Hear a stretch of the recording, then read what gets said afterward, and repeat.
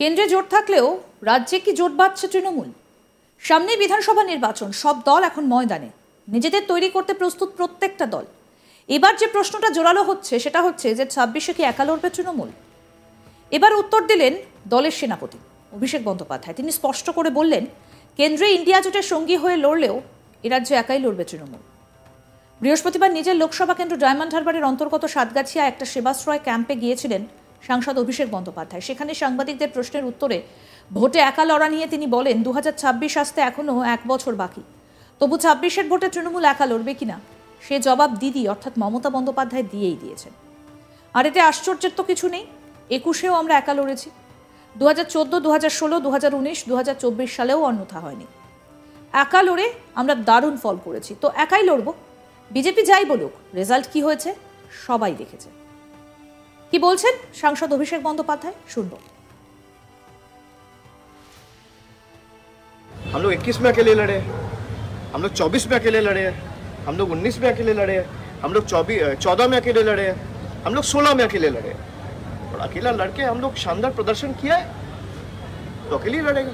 BJP is saying that they will win with huge margin in 2026 after they have got Delhi this up. नहीं, वो तो BJP ने 2020-21 में ही बोला था कि will get 200 seats in Bengal, इस बार 200 पार। পাশাপাশি তিনি ঘাটাল মাস্টার প্ল্যান নিয়েও মুখ খুলেছেন, বাজেটে বরাদ্দ প্রসঙ্গ তোলেন। এছাড়াও তিনি তোপ দেখেছেন কেন্দ্রের বিরুদ্ধে, কেন্দ্রীয় বাজেটকেও নিশানা করেছেন তিনি। শোনাবো এই বিষয়ে কি বললেন অভিষেক বন্দ্যোপাধ্যায়। পড়াশুনো করে একটা করে প্রতিক্রিয়া দেওয়া, 44,000 কোটি টাকা পঞ্চায়েত দপ্তরে বরাদ্দ করা হয়েছে। ঘাটাল মাস্টার প্ল্যান, যেটা আমরা নির্বাচনের সময় বলেছিলাম, আমি ঘাটালে প্রচার করতে গিয়েও বলে এসেছিলাম, পরবর্তীকালে আমাদের মুখ্যমন্ত্রী যখন গেছে এবং নির্বাচনের আগেই তিনি আরামবাগ থেকে এই নির্বাচন হওয়ার আগে 2024 সালের খুব সম্ভবত জানুয়ারি বা ফেব্রুয়ারি মাসে তিনি সভা করে বলেছিলেন যে কেন্দ্র সরকার যদি এই বছরের মধ্যে ব্যবস্থা না নেয় 1200 কোটি টাকা কেন্দ্র সরকারের দেওয়ার কথা।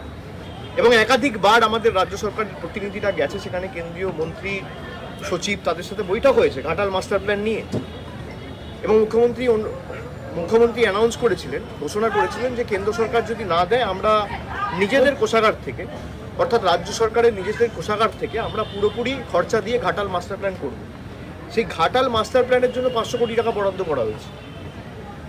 ঘাটাল মাস্টার প্ল্যানের কাজ তিনি ইতিমধ্যেই বলেছেন যতদূর সম্ভব আমরা প্রায়োরিটিতে প্রায় মিশন মোডে করব।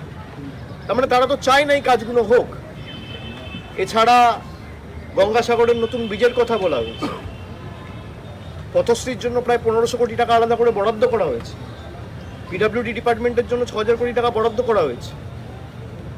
ওইদিকে উপরের যে জেলাগুলো রয়েছে ওখানে প্রায় উত্তরবঙ্গ উন্নয়ন দপ্তর থেকে শুরু করে চা বাগানের জন্য এবং এই পশ্চিমাঞ্চলের জেলাগুলো বিশেষ করে জঙ্গলমহলের জন্য প্রায় 700-800 কোটি টাকা বরাদ্দ করা হয়েছে। তারা তো না পড়ে বলছে।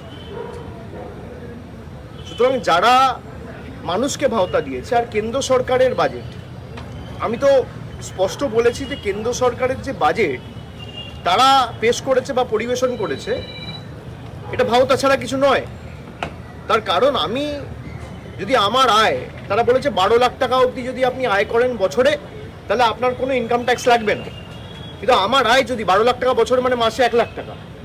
এবার যে মাসে 1 লাখ টাকা আয় করে তাকে তো জিনিসপত্র কিনতে হয়, খাওয়ার জল খেয়ে তো বেঁচে থাকবে না, তাকে চা খেতে গেলে দুধ কিনতে হয়, চিনি কিনতে হয়, চা পাতা কিনতে হয়, দুটো বিস্কুট কিনতে হয়, জল ছাড়া সবেতেই জিএসটি।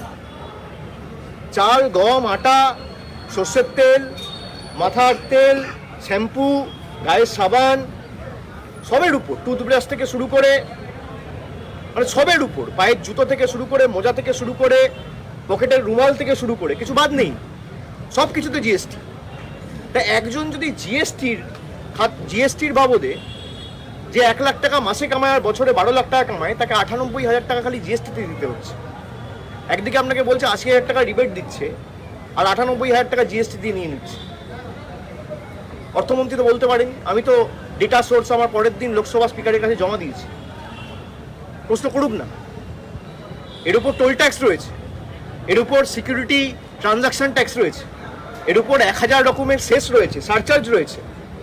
এক্সাইজ ডিউটি রয়েছে, এগুলো কে ধরবে? আর ইনফ্লেশন যে হারে বাড়ছে, বছরে 6% করে যদি ইনফ্লেশন বাড়ে, 3 বছরে 18%, এর দায় কার? তারা তথ্য পরিসংখ্যান সামনে রেখে বলুক না। বিরোধীরা দিশাহীন, কিছু না কিছু বলতে হবে। আমাকে বাজেটের প্রথম দিন আপনারা যখন প্রতিক্রিয়া নিয়েছিলেন, আমি বলেছিলাম আমি পুরো পড়বো, তারপর বলবো। আমি না জেনে না শুনে কেন বলতে যাব? আমি পড়েছি, আমি দেখেছি। ফাঁকা কলসির মতো, ফাঁকা কলসির আওয়াজ বেশি। আলটিমেটলি বাজেটে কিছু নেই। আপনি বলুন না বাংলার জন্য কি বরাদ্দ করেছে। আমাদের প্রতিনিধি অনির্বাণ কি প্রতিবেদন তুলে ধরেছেন এই বিষয়ে, শুনবো।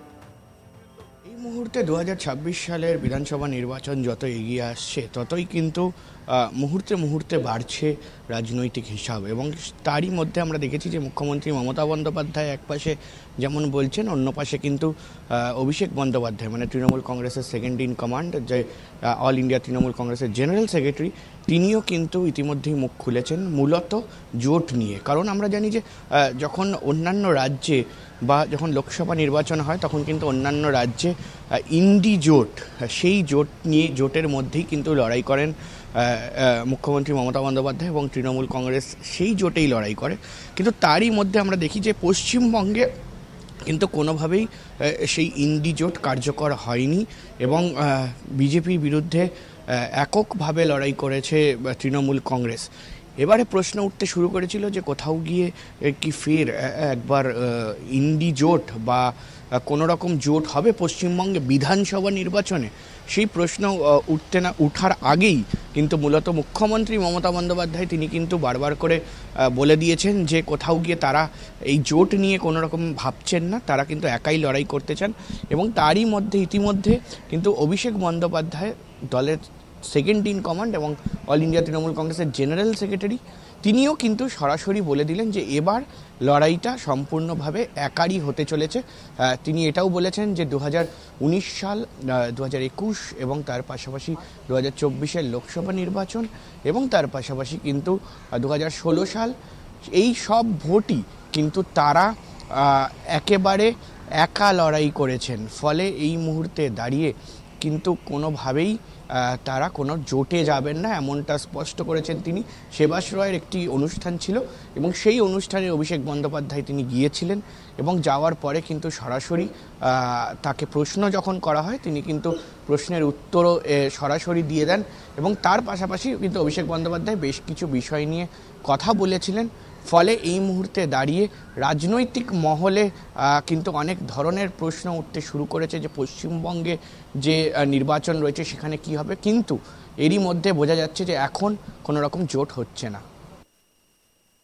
আরও আপডেট পেতে দেখতে থাকুন আজ তাক বাংলা। সাবস্ক্রাইব করুন, নোটিফিকেশন পেতে বেল বাটন অপশন প্রেস করুন, হোয়াটসঅ্যাপে ফলো করুন আজ তাক বাংলা।